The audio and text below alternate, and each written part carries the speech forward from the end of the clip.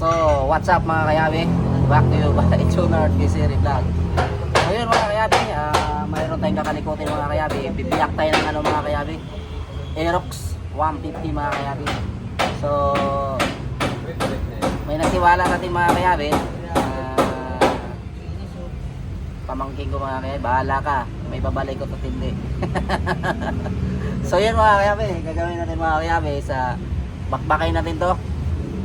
Bakbakay natin, tapos yung crankshaft kasi mga kayabi, ang history nito is impact. Kumbaga ini-impact nila mga kayabi. Ngayon yung mga kayabi, yung nut na yung thread ng crankshaft mga kayabi is every 1,000 change oil. kasi nasira yung thread ng crankshaft mga kayabi. So ang mangyayari mga kayabi, hindi na natin magagawa naman ang paraan mga kayabi, kaso hindi naman 100% yung gawa. Kumbaga we-weldingan natin, tapos i-top dye natin, pwede yun. Kaso nga lang mga kayabi, 75 ang score doon mga kayabi. Yung nakikita sa Facebook mga kayabi, hindi naman sa pagano. Ito mga kayabi, oh, Junard Gisiri Machine Shop. So pwede naman yan mga kayabi, gawa natin ng paraan. Natin, magagawa naman natin ng mga kayabi yung we-weldingan, tapos itatop dye. Pero hindi perfect yung bilog mga kayabi ng crankshaft. So i-higpit yun, pero pag puwersa yung motor mga kayabi, luluwag uli yun. So useless yung trabaho mga kayabi. Pwede naman yun mga kayabi, bakit hindi? Pero 75% lang yung mga kayabi. Ito ang gagawin natin mga kayabi, isasalang natin sa torno. Kaya may torno tayo dyan mga kayabi. 0-0 yung mga kayabi, i-trade ng panibago. Machine ang gagawa. Samahan nyo ako mga kayabi. Sisilipin natin kung ano na nangyari sa crankshaft bolt. Yung pinalagayan ng bolt mga kayabi. Ay yung nut, bolts at saka yung nut, tingnan natin. So yun mga kayabi, samahan nyo ako. Just keep on watching.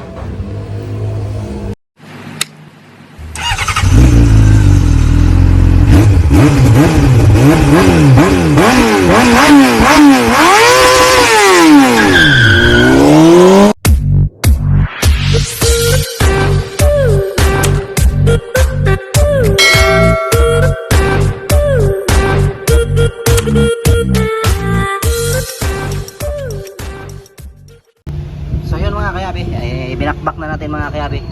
May nagtangka na nito mga kayabi. May nagtangka na nito mga kayabi. Tanggalin kasi ito mga kayabi, oh. Itong tornilyo na ito mga kayabi. Ayan. Maluwag na yan mga kayabi. Boss ka lang. Ano laki? Ano kaya ka lang? Wala. Maliliit. Daw mahal sa akin yung parang alambay. Wala naman talaga bihira yun ang pili. Japan yan eh. Clamp talaga ng Ganon, yung parang stainless, marami. Oo. So, mabilis ma-lost thread kasi. local lang kasi. Yung sana yung ganon eh, yung parang wire. Maghanap ako, wala. Ang hirap maghanap. Wala ka talaga mahanap nun. Sa puti, may kay Truckland. Truckland, nulo galing, wala. Wala na tayong hanap ka rin kung may makikita ko yung mga balde. Saka na lang muna yan, para makalis na. So yun mga kayabi, may nagtangka na mga kayabi. Nagtatanggal na yung ano mga kayabi. Ito, tanggal na nga ito mga kayabi. Ito. So tayo naman hindi naman tayo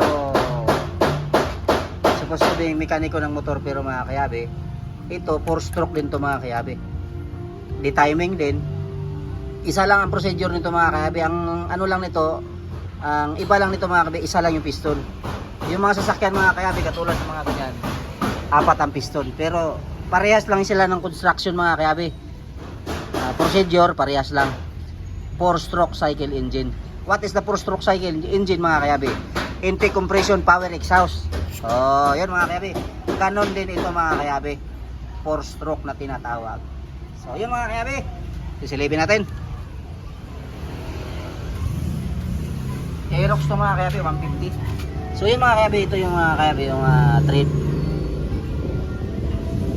Nabusal-sal na ang loko. So bababa natin ito mga kayabi, bababa natin to. So pupuro na lang natin doon mga kayabi. Ilalabas natin yung makina. Bubunutin natin mga kayabi. So magbabalik ako mamaya mga kayabi pag nabaklas na natin to. Aerox 150.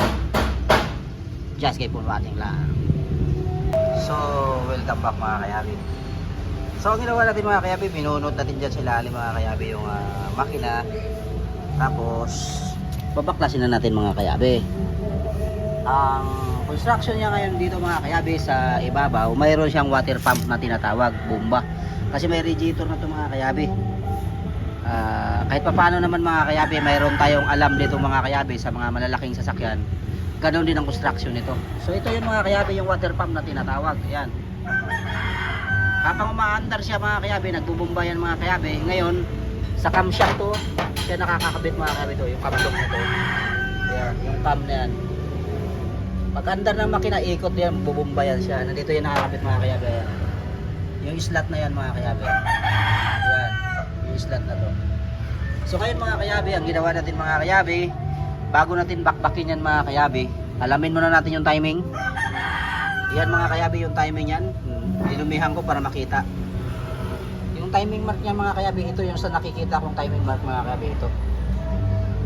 Tatapat natin dito mga kayabi para mag-top dead siya. Ayan mga kayabi, ano, tapat yan dyan. Oh. Yan. Ngayon mga kayabi, kailangan gagalaw yung barbula na dalawa. Yan. Yan mga kayabi, ano. Yan. Ibig sabihin mga kayabi, nakasarado ang parehas exhaust intake barbula. Ibig sabihin yan mga kayabi, naka-firing position dyan siya mga kayabi. Fire. Pagtapat nyan dyan mga kayabi, sarado ditong dalawa. Tapos pagbigay ng spark plug mga kayabi, pagbigay ng spark plug, ang exhaust na barbula yun magbubukas para ilabas yung expansion gas. Ganun lang din ang construction nito mga kayabi sa 4-stroke. Sa mga 4 cylinder, ito 1 cylinder lang to mga kayabi, isa lang. So parehas lang yan mga kayabi. Intake compression power exhaust, ang sinabi ko nga kanina. Pagtapat dito mga kayabi, kasi malalaman mo naman yan mga kayabi, pagtapat yan mga kayabi, ito pagtapat dito, pag hindi pa yan siya nagsara, kumbaga hindi pa sarado, kailangan yan siya, iikot mo pa siya ng isang ikot 360 degrees para mag-libre to siya mga kayabi. Nagdudung-dunungan lang ako mga kayabi ha, pero sa malaking mga truck, ganoon din yan. Ganoon din yung construction yan. Tapos babaklasin na to natin mga kayabi. Aerox to mga kayabi, Aerox. Bahala ka Dennis, kung may babalik ko ba to o hindi. Okay, de joke lang mga kayabi. Pero sa tingin ko mga kayabi, kaya natin to. Kaya nga natin yung mga malaking sasakyan mga kayabi, bulldozer, bako. Ito pa. De joke lang mga kayabi, huwag natin tong maliitin. So kaya natin yan mga kayabi, kasi parehas lang ang principle niyan mga kayabi. So magpapaling ako mamaya mga kayabi pag nabaklas na natin to. Just keep on natin lang. So yun mga kayabi, mayroon din tayong puller na magneto mga kayabi. Buti mga kayabi, pasok yung magneto na puller. Sa ano to mga kayabi? Sa Honda TMX ko. Kasi ako rin nag-overhaul ng TMX ko mga kayabi. Puller ng TMX to, buti kasya rito sa puller ng Aerox. So yun mga kayabi, tatanggalin natin to. Hawak.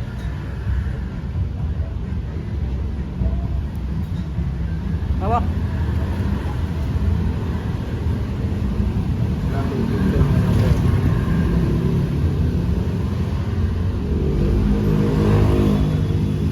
Ako. Ha? Ako.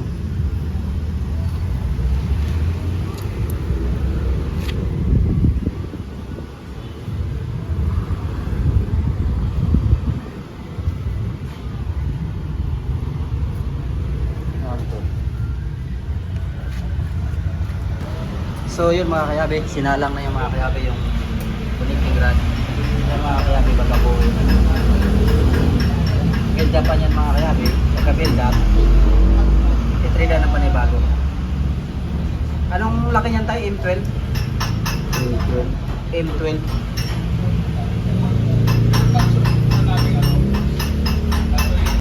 So yun mga kayabi, nilinisan na natin. Ito na yung loro mga kayabi. Buhay na yung ngipin niya.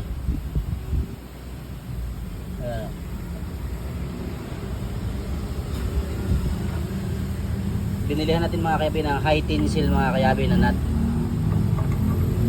Hindi yan ordinary mga kayabe, high tensile yan. Kulay itim na nut. Matigas siya na nut mga kayabe, high tensile.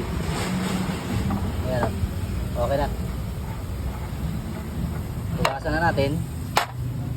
Symbol. So yun mga kayabe, naikabit na natin yung water pump mga kayabe. Ayan o. Yung water pump niya mga kayabe. Ayan. Naikabit na natin. Nai-timing na natin yan mga kayabe. Yung timing mark niya mga kayabe. O. Nakaturo sa gitna yan. Yung magnetic. Ayan mga kayabe yan dito. Nakaturo yan dito mga kayabe. Ayan yung marker natin mga kayabe. Ayan o. Nandito yung marker niya mga kayabe. Dito yung nakaturo. Ayan, timing. Tapos dito sa taas. Ayan. Ayan mga kayabe yan.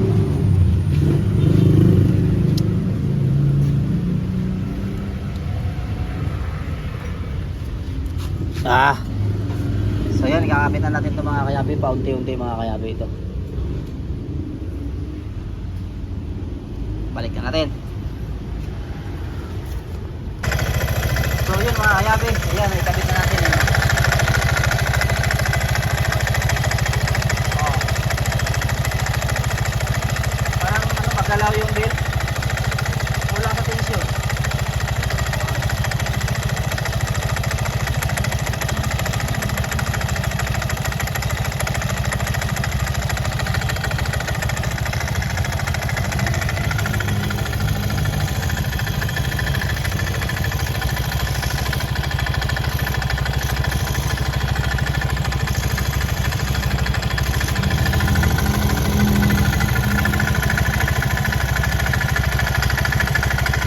So yun mga kayabe, umandar na ang Aerox